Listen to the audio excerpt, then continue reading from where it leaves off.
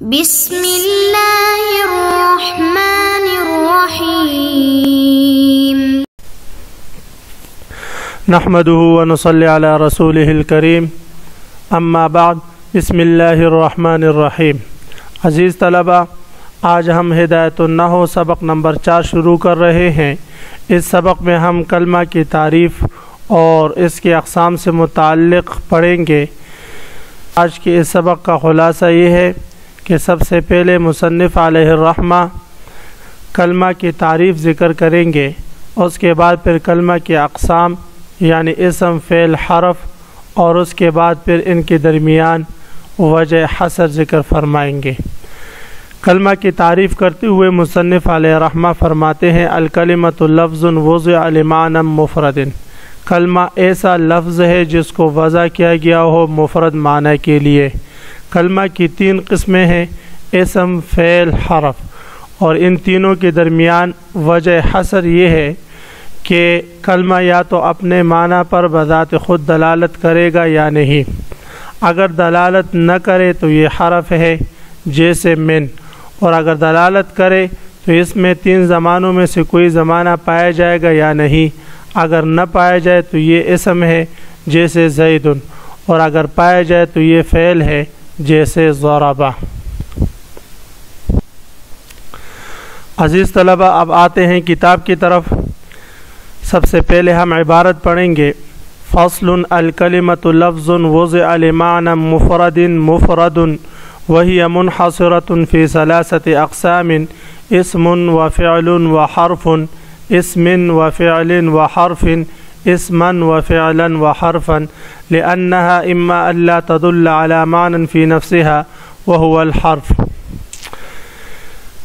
الکلمۃ، کلمہ لغت میں کہتے ہیں زخم کو، اور اصطلاح میں مصنف علیہ الرحمہ فرماتے ہیں: الکلمۃ لفظ وضع لمعنی مفرد، کلمہ ایسا لفظ ہے جس کو وضع کیا گیا ہو معنی کے لیے، مفرد جو معنی مفرد ہو، تنہا ہو، ایک ہو۔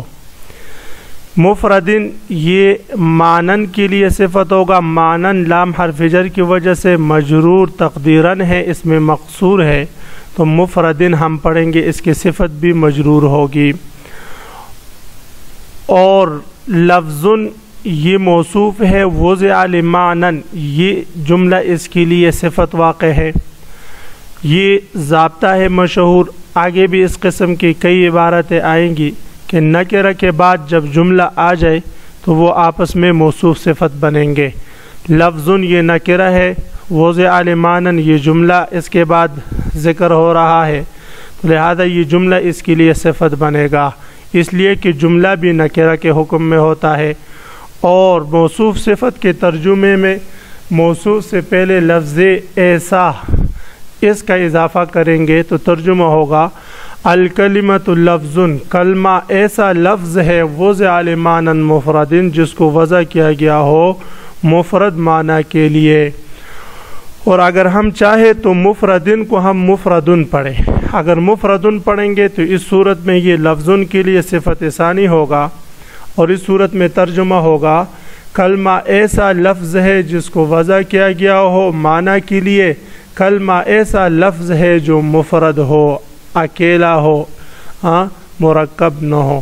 وہی منحصرۃ فی 3 اقسام، کلمہ منحصر ہے، بن ہے، فی 3 اقسام 3 قسموں میں، یعنی اہل عرب والوں نے اس بات کی تحقیق کی، جستجو اور تلاش کے بعد انہیں کلمہ کی 3 ہی قسمیں ملی ہے کہ کلام عرب میں کلمہ کی 3 ہی قسمیں ہیں، وہ ہے اسم، فعل، حرف۔ اب یہاں پر عبارت کے حوالے سے یہ ایک بنیادی بات ہے کہ فی 3 اقسام، اس کو ہم مبدل منہ بنائیں، اسم و فعل و حرف، یہ تینوں معطوف علیہ مل کر اس سے بدل واقع ہوں گے۔ اس صورت میں ترجمہ ہوگا: کلمہ بن ہے 3 اقسام میں، یعنی اسم، فعل اور حرف میں۔ اور اگر ہم چاہیں تو اس کو ہم اسم و فعل و حرف پڑھیں، اس صورت میں یہ خبر واقع ہوں گے مبتدا محذوف کے لیے. اسم یہ خبر ہوگا احدھا ان تین قسموں میں سے پہلی قسم وہ اسم ہے، وثانیہا فعل اور دوسری قسم وہ فعل ہے، وثالثھا حرف اور تیسری قسم وہ حرف ہے. اور اگر چاہے تو ہم اس کو اسمن و فعلن و حرفن پڑھے. اس صورت میں یہ منصوب ہوگا فعل محذوف کے لیے اور وہ ہے اعنی اسمن و فعلن و حرفن. میری مراد تین قسموں سے وہ اسم، فعل اور حرف ہے. تو تینوں عبارتیں ہم پڑھ سکتے ہیں. وہی منحصرۃ فی ثلاثۃ اقسام، اور یہ کلمہ بن ہے، منحصر ہے، بن ہے تین قسموں میں، یعنی اسم، فعل اور حرف میں. لأنہا اما اللہ تدل علی معنی فی نفسہا.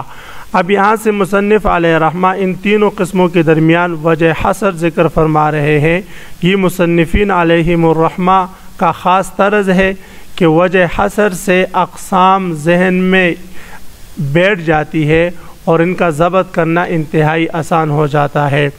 مصنف علیہ رحمہ فرما رہے لأنہا اما اللہ تدل، تین قسمیں اس لیے ہیں اس کلمے کی کہ یہ کلمہ اما اللہ تدل یا تو یہ دلالت نہیں کرے گا علی معنی کسی ایسے معنی پر فی نفسہا جو اس کلمہ کی ذات میں موجود ہو، وہو الحرف، اور اگر کلمہ ایسا ہو جو ایسے معنی پر دلالت نہ کرے جو معنی اس کلمہ کی ذات میں موجود ہے تو وہ حرف ہے. جیسے من کسی ایسے معنی پر دلالت نہیں کر رہا جو معنی اس کی ذات میں موجود ہو. او تدل علی معنی فی نفسها ویقترن معناها بأحد الازمنة الثلاثة، یا وہ کلمہ دلالت کرے گا کسی ایسے معنی پر فی نفسها جو معنی اس کلمہ کی ذات میں موجود ہو، وَيَقْتَرِنُ مَعْنَاهَا بِأَحَدِ الْأَزْمِنَةِ الثَّلَاثَةِ، اور اس کلمے کا معنی تین زمانوں میں سے کسی ایک زمانے کے ساتھ ملا ہوا ہو، وَهُوَ الْفِعْلُ.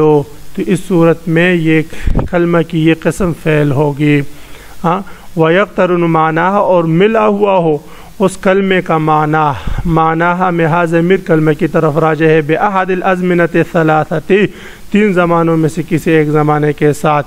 تین زمانوں سے مراد زمانے ماضی، زمانے حال اور زمانے استقبال ہے. کوئی کلمہ ایسا ہے کہ جو کلمہ کسی ایسے معنی پر دلالت کرتا ہے جس معنی میں ان تین زمانوں میں سے کوئی ایک زمانہ بھی پایا جاتا ہے تو اس کو ہم فعل کہیں گے.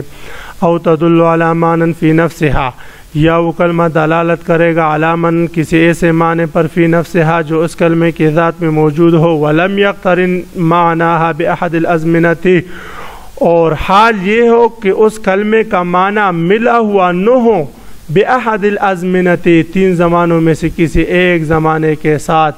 وہو الاسم، اور یہ اسم کہلاتا ہے.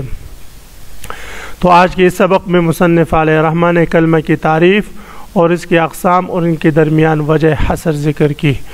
تو عزیز طلبہ، آج کے اس سبق کے آخر میں آپ حضرات سے ایک دو سوالات بھی آج کے اس سبق کے آخر میں آپ حضرات کی خدمت میں ایک دو سوالات بھی پیش کرتا ہوں. کل انشاءاللہ ان سوالات کے جوابات آپ سے سنوں گا. پہلا سوال یہ ہے کہ کلمے کی تعریف کیا ہے اور اس کی اقسام کتنے ہیں. دوسرا سوال یہ ہے کہ اسم، فعل اور حرف کے درمیان وجہ حصر کیا ہے. عربی عبارت میں یاد کر کے آپ حضرات نے مجھے یہ سنانا ہے. وآخر دعوانا ان الحمد للہ رب العالمین.